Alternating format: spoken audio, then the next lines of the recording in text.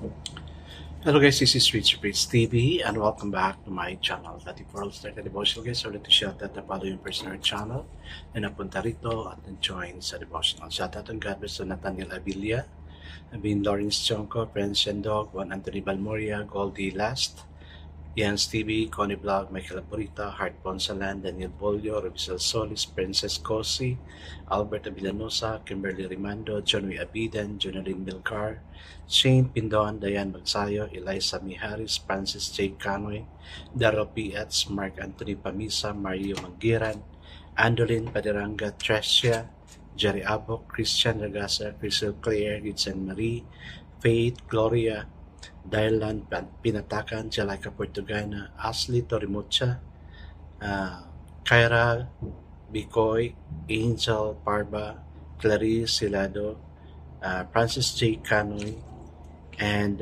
Mariel Kababasada. Shout out na rin sa mga hindi nakisabay na manood sa devotional but still nagpunta pa rin dito para manood at makinig sa devotional.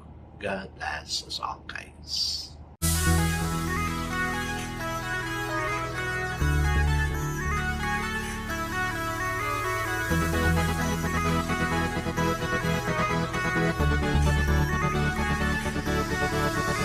Rich TV, where you heard it, number one is on the top.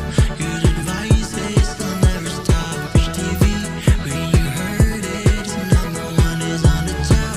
Good advice is they'll never stop. Kumusta po yung Monday natin? Sana everything is well by God's will. Of course, ganyan talaga yan guys. Kaya that is really my prayer na makatulog tayo ng mahimbing paggabi. So, everything will be set by God the following day. Kaya kailangan talaga natin may join sa devotional. I guess let's not proceed to our devotional. Let's open the Bible to Matthew chapter 20 verses 29 to 34. This is about two blind men receive sight. So this is another miracle na naman. Still guys, I'm using the devotional study Bible because the words used is so simplified na maintindihan talaga natin. Okay, the word of the Lord in Matthew chapter 20 verses 29 to 34 says, as Jesus and his disciples were leaving Jericho, a large crowd followed him. Two blind men were sitting by the roadside, and when they heard that Jesus was going by, they shouted, Lord, Son of David, have mercy on us. Jesus stopped and called them. What do you want me to do for you? He asked. Lord, they answered, we want our sight. Jesus had compassion on them and touched their eyes. Immediately they received their sight and followed him. Amen and amen. I guess let's not pray. Father God, we're so excited, Lord God, na every time you pass by with us, Lord God, we will really shout on you, Lord God, because each one of us has a need. Then, of course, that's what we also need, Lord God. To them, these two blind men, they need sight. And each one of us, Lord God, has. Lord, we know you pass with us every day, and you know our needs, even if we are not going to tell it to you. You already know our need. As we, Lord, I pray to please bless us, oh God. Give us back, Lord God, of the things we need. Physical needs, emotional, financial, spiritual, above all, oh God.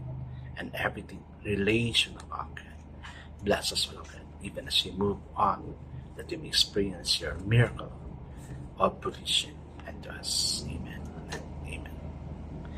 The focus verse for this evening, guys, is found in Matthew chapter 20, verse 34. It says, Jesus, deeply moved with pity, touched their eyes. So the title of our devotion for this evening, guys, is self-pity.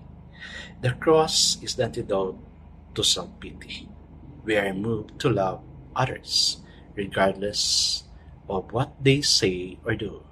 Jesus' prayer, Father, forgive them, for they know not what they do, is the prayer to pray for release of self-pity. Most people do what they do because of what they are. Self-pity is usually related to what other people have done or said to us. It is an alarm signal that there is something wrong in our relationship with them. Rejection and hostility are caused by something in another person that needs to be healed. The cross liberates us that necessity of rising to the bait and being hooked on a hurt feeling. We are bred to care more for reconciliation than being right. The love of the cross alerts us to the need of the offender of our pride and focuses on the opportunity for the ministry to them. That's the costly love of the cross. What's troubling you? For me, I have. Tell Christ about it. Ask for His perspective on the situation.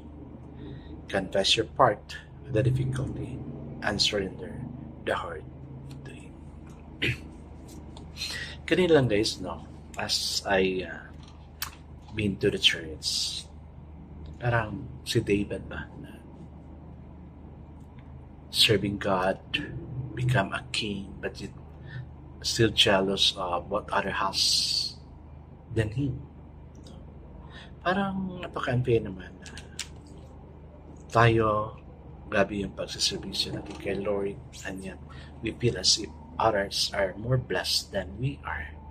Na nagsikarbisyo, nagsiserve kay Lord, parang ganun ba? Yung feeling ni David.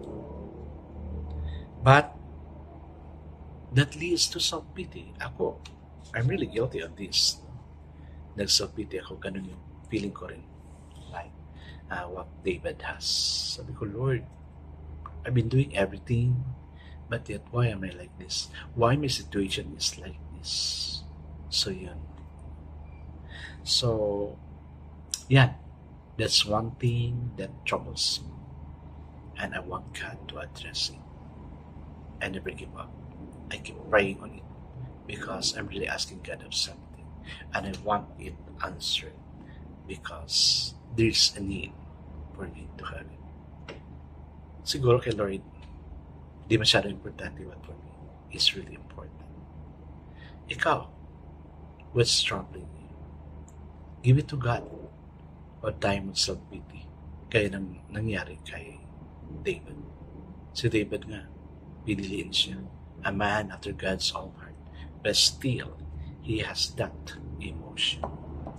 But fortunately, God bless David. So like David, we can also expect blessing from God. What's troubling you? Let's give it all to God. Amen. I guess let's not pray. Father God, many times we do self-pity because of pride. We compare ourselves to others. That's why the thing happened to us, Lord. Forgive us for being so. God. Forgive us, Lord. Christ's pity overcomes the need for self-pity. Amen. And amen. Guys, what's troubling you? Give it all to God. And I know God will really answer it. God bless us always because I know that your best is 10 times better. This is again Rich Words TV. Kita-kita kami na tayo sa muli. Paalam!